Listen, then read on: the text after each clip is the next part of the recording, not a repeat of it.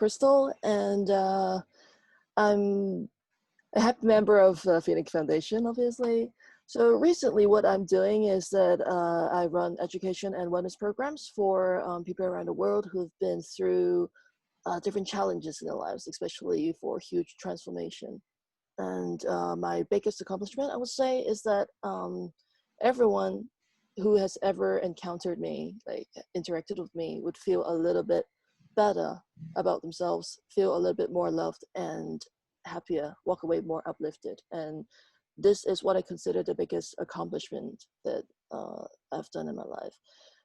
Throughout my career path is a pretty rough patch because I've spent 7 years working on my pilot career, and I was trying to get into cadet pilot program, which kind of was put on hold because of the COVID. And afterwards, I tried to go for another career path, exploring another career path with options in flight trainings in the US, but then that also happened. So basically, it was a huge change to my life, and thanks to that, I get to focus more on a more human-based connections these days. And basically, this is, I believe, something that we're all working on because of COVID.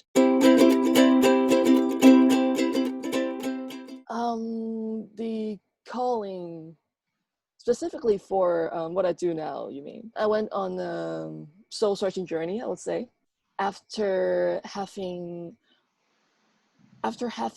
several life-changing events that happened to me. So what happened was I had near-death experiences in various past encounters, and that really helped me redirected what I was searching in life.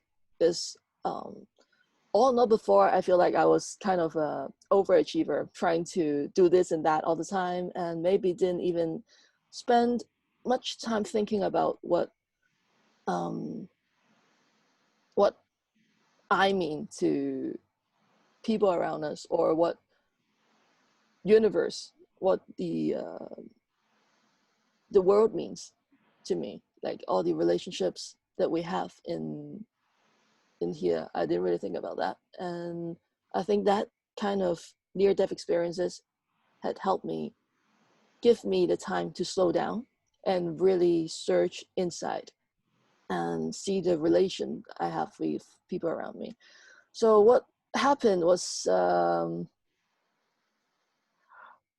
should I trace back to the mountaintop experience?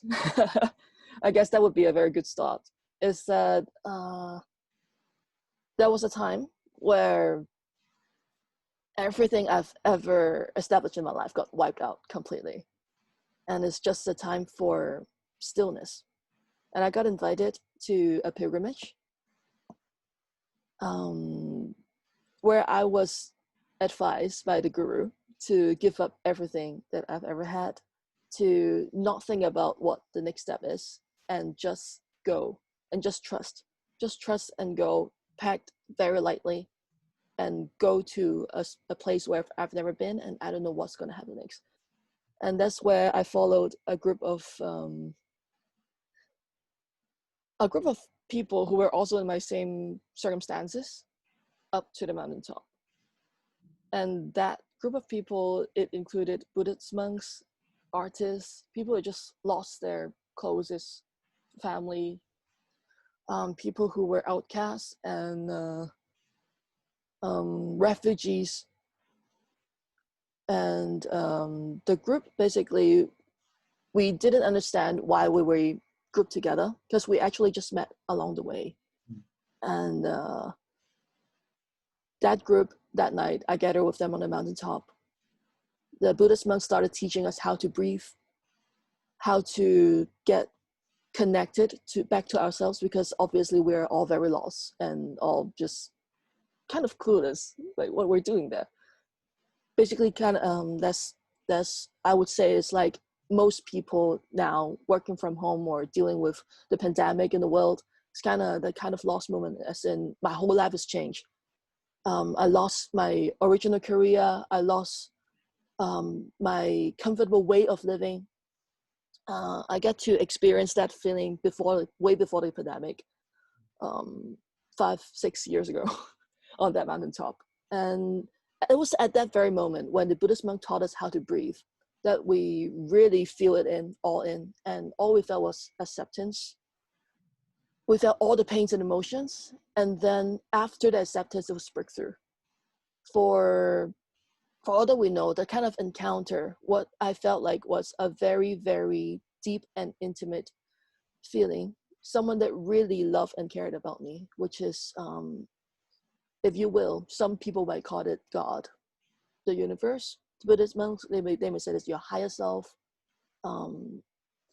like subconscious that talk to you. I think that's the right answer. So like whatever you want to say it, is that voice very lovingly and very firmly told us what is going on exactly. And what happened is exactly what needs to be happened. And it is a journey where we can transmute. We can transmute all the emotions, so we thought it's negativity, into something more beautiful, because that is exactly our purpose. That is exactly what we were born to do, which is to turn all the emotions, all the unwanted, transmute it and transform. Basically, that's what first we have to do with ourselves, and then we help each other out. And that was the defining moment of my life. I believe that is what I call a rebirth. And from that on, my new life began. And here we are now. My biggest purpose of life is to continue the journey and keep reinventing and creating a better world with everyone that I come in contact with. I believe that is the biggest purpose. That is the only purpose we have in life, basically. Yeah, basically is to, I would say, to summarize it is the love, the light, and the oneness that we are coming together to experience these days. And we are coming to remember it and really manifest it into the world. Same with everyone, I believe. Is every time when there's an obstacle and challenge, if you haven't overcome them, then that's a huge challenge. But if you get to turn it around, then it becomes the transformation of your life, and it help you rise to the next level. So I guess I can talk about the latest encounter that is highly related to COVID. Because like I said, I've been working and planning for the Caterpillar program for 7 years now, ever since I was in university. So a lot of sacrifice were made, and I gave up a lot of opportunities to search for this path. All in all, it was coming to an end, and I mean, it was so close. It was so close to success, and then all of a sudden, all the plans just stopped. There's not much people are flying these days, and our industry is facing a huge transformation on its own. So not only me, it's a huge impact, just big hit on everyone. So after that, I thought after the near-death experience and the loss of loved ones, and the mountaintop experience, I thought nothing would change my life anymore. Oh, not to mention being abused at the church before, at the Christian church, and having forced to like being forced to go through what we call is curing homosexual kind of program. Like I was forced to do that when I searched for faith in God at his house. And well, that's another story. And then later on, luckily, with some very conscious members of the church, that they told me that it was actually experience. Like I thought God has abandoned me, basically. But then the members from the church, they told me, actually, this is some people in the church, some very human decision that allowed this to happen. But then, if you think about it, it actually is a much deeper spiritual lesson that you're going through. God is testing you. Like, God is helping you see that you do not actually need a group of people or a church to seek for him. And it is a much bigger lesson in the whole series, like in the whole incident, that he's asking you to put your full faith in him and see what it really is. Because for myself, it's a more controversial and a more taboo topic that I'm talking about now, right? Because, you know, LGBT in a Christian setting. So for myself, when I pray to God, when I talk to him, that and if I feel it myself, that love is love, there's no right or wrong, and even some pastors at the church actually supported the relationships that I have and the identity I have. It's just some people who are more, you know, they have their own agenda and they feel like something has to be right, that they would push me to those kind of programs. So this whole incident, at first, it broke my faith. I went to the church for spiritual healing, for faith, for believing in God, and that completely turned around when that kind of incident happened. I thought I lost everything. I thought God is not with me, and then later on, I discovered that actually it's just a little challenge for me to realize what was really important, and the much more unconditional love that God has provided us, instead of what some people at the church said. So that also goes to everyone who may be a little bit disappointed in churches these days because of their reaction to a lot of social challenges. I've heard really devastating things that happen that's going on, like um, churches being unkind to people in need, maybe like shutting off and not letting people in need into their house of God, not standing with virtual, supporting some pretty evil deeds that is going on. But I just want to, this goes out to all fellow Christians, brothers and sisters in the world. It is not God, it's human. It's some human who are just wandering farther away from God that would not follow what it does. So, I mean, we are all followers of Jesus, and we believe in a God that is all good and all loving. Focus on that. Do not focus on a small group of people who use the name of God to run the church differently. So that is very important, I believe. My strength lies in one thing: is faith. Is always have faith in yourself, which it might sound at first it might sound very, you know, impossible. How? And then I would explain gradually. The faith you have in yourself is not only like this person. By myself, I'm talking about ourselves as a person, ourselves as our relationship with the universe, with God, with nature, with Mother Gaia, with Buddha, however you might want to associate with it. We all know that there is a much bigger power outside of Earth, outside of the solar system. There's a very huge universe around us, and every matter, every single being, or everything that we can interact with in it, is closely related to us. Like, if we feel that connection, that we will understand that we are not alone, and this whole process is for the better. So my faith lies in there. So that's why I do have faith in myself, in everything that's happening to me. I know I would immediately ask, what is this teaching me, and how is this helping me to become someone better, and how can it help with everyone around? It is a very deep and unconditional love that you feel right here.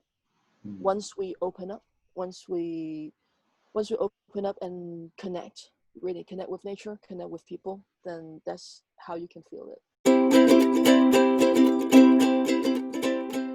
Well, I would first ask anyone who's watching this to list 10 things that you really, really love in the world.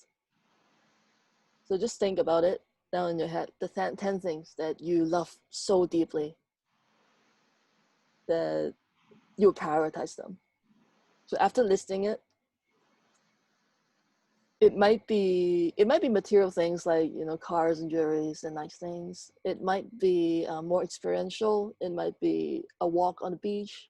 It might be your favorite people in the world, your lovers, your parents, your children, right? But after listing these 10 things, do you see yourself in it? Have you listed yourself in it? I guess most people would definitely list all the things that they love and then they forgot to mention about themselves. Because that's what happened to me too. Unconditional love comes from the universe, comes from the nature, and then it also comes from ourselves. So what from our own angle as a human being, first we have to love ourselves unconditionally. Without doing that, because of a lot of conditioning, I do understand that we may then when we grew up we might not be able to feel the kind of connection. But um I mean, I myself, my parents, they are excellent parents, they love me, but then they're kind of traditional shy parents that they won't always tell you how great you're doing, how much I love you, and your unconditional love, you're my child. Like they don't do stuff like that. So I believe a lot of people might be going through that too, and you have to question, like, do I matter? What am I? And then as we grew up, especially in well, we're in Hong Kong now, and a lot of our circles are in this elite circles where people just look at you and judge you by your achievement, and you just grind all day, and you also judge yourself by that. And a little bit of setback and failure may make you feel, oh, I don't deserve anything, I'm not loved. Like that happens. That does happen. um, but the thing is, you are not any less, you are not defined by the certificates you have. Those are great, of course, like those make you nice and professional, but that's not all that is to you and your life. Even if people, even if your parents, our parents, don't always say nice things, like they might say really mean things to us too. Right? Like even if that happened, love is always there. Just think about it. Like if they don't care about us, they're not gonna have all these high expectations to push us. It's just a matter of expression. And then I do know that there are abusive parents that will mentally and physically hurt their children. And on that issue is what we believe, as wellness practitioners. What we believe is that each and every one of us carry wounds. Even our parents, they might carry wounds from our grandparents. So for that, all that it matters is that we cannot expect everyone to have that kind of awareness. But then if we're questioning about that, then we start to have this awareness, and that's what changes. That's how changes can happen. So what we do is, first we love ourselves. We understand that unconditional love come within. We try, no matter um how should I say, like maybe shy and awkward it is for us to tell ourselves that I love you, you're enough, you are unconditionally loved and cared for. We still just treat yourself as a baby, as you would tell to a newborn, to your children. Give yourself that kind of love first, and then from then you can do it day by day. Gradually you will see the change that you have. And with acceptance and forgiveness, we can also heal what we call ancestral wounds that is passed down in the long term. Like first of all, love yourself unconditionally. That's the most important person. That is the biggest priority that you have to prioritize. It's not selfish, it is self-love, and eventually it's not only about you. If you do that now, you can also spread the love to everyone around you, eventually the world. First of all, I believe that we are all gonna get there eventually, and it's just a matter of time, I would say, because it's really our biggest purpose as human beings. So when people, the very moment they open up themselves to talk about it, I believe that is the changing point already, because we all, there's something happened to us and then we reflect upon it, and that's how we get to open up and transform, right? Especially in these times, especially in recent years, the pandemic and the social affairs going on in the world, I believe obviously a lot more people are beginning to realize, having this awareness. So when they come to me, definitely I would guide them through, share with them what happened to me, as in what has happened to them now, and then always always tell them that they already have everything it takes. They have all the power to transform, and the answer lies in them.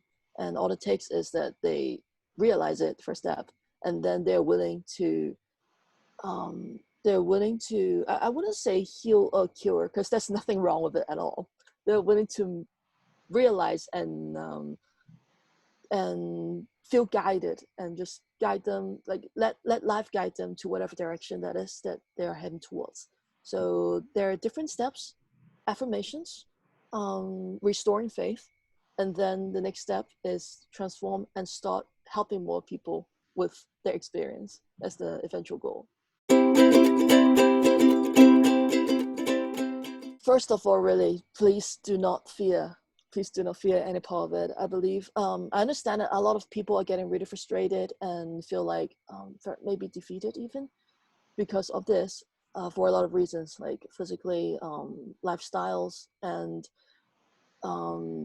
I do know, like I understand that it is kind of scary because of the huge change globally. I mean, but the thing is, everything that is happening to us, that has happened to us, has a lesson to give us, and it is always for the better. So most important of all is, do not feel that anything that has been done to you is against you, or that you are not loved because of that. Because eventually we are all created equally. We are all a part of the universe, and whatever that has happened to us is only there to teach us so that we can rise to the next level. That is very important. And focus on the good. Focus on every good that is happening to us now. For example, we might get to connect better with friends and families. We might get to explore new ventures, and because of all the extra time that we have at hand, there might be a lot of projects and a lot of passions that we've been trying to pursue but never had the chances to. And now is the best time. It is a new era. There's a new normal that we have to get used to. But all in all, this pandemic, focus on the good, and there are a lot of things, that unexplored ventures that we can do in our lives. It is for the better, not for the worse. Who has suffered great loss, and especially loss of loved ones, is extremely tough. I understand that. And please know that love is always there. One of the biggest feeling and one of the biggest emotions that we cannot process about loss of loved ones is we might associate that with the loss of love. And the thing is, love is always there. Your loved ones is always having their best of mind in you, even if they're physically not here. Like regardless of religious belief, regardless of because some even believe that your loved ones will be guardian angels watching over you in heaven. And for like, even if you don't have religious belief, basically, you can always feel their love around you. just think about all the great moments, the happy moments you've shared. Think about the expectations, and think about the kindness they have always had towards you. I think that is the most important of all. And I personally, I believe, because I can feel energies around, and I personally know that having lost loved ones myself, having cried through the nights, I know that they do not necessarily left us as the way we imagined, because it is all in here. The connection is all in here. So I understand that it is very tough to, especially seeing loved ones suffer before they are gone. Um, and it is a lot to process afterwards. So it is a healing journey for ourselves, and it is also an opportunity for us to experience love in another way.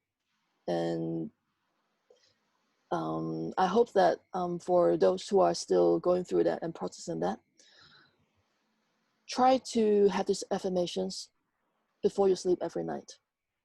Feel, think about all the nice things that happen between you and your loved ones. Um, say your gratitude. Be grateful for everything that you've walked together for the whole journey, and then just make your wishes. Make your greatest intention to them. Basically, you can also tell them like you miss them, and the love you have towards them, and that you understand and you feel reciprocate the same feelings from them, and stay connected.